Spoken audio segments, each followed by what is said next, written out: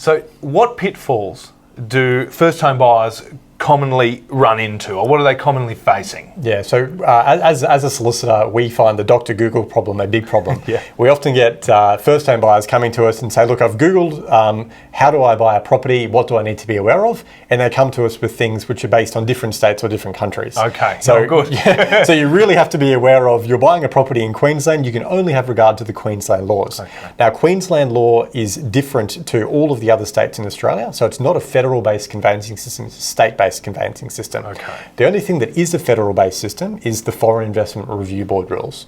So if you are a first home buyer, some things that commonly are faced is just generally a lack of information as to whether you can buy the property.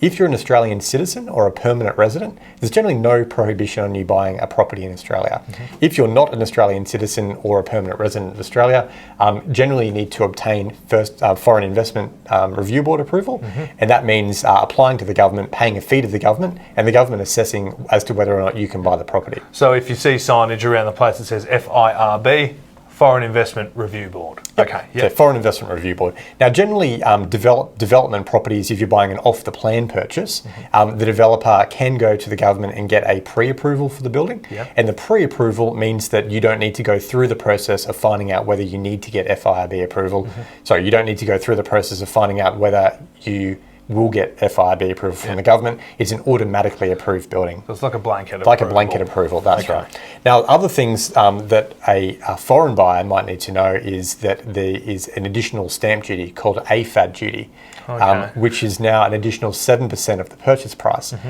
Now, people just aren't aware of this. Wow. And this applies to New Zealanders in some situations as well.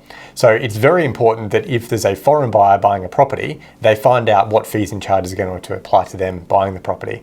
And wow. this is this AFAD 7%. All right. So if you're a New Zealand person signing a contract in New Zealand, mm-hmm. You will have to pay the 7% AFAD duty. Yep. So there are ways that a New Zealand citizen can not pay that AFAD duty. It's just important to get legal advice as to the right way to do that. Okay, because what we're discussing right now may change, you never know. There's a federal election coming up in May.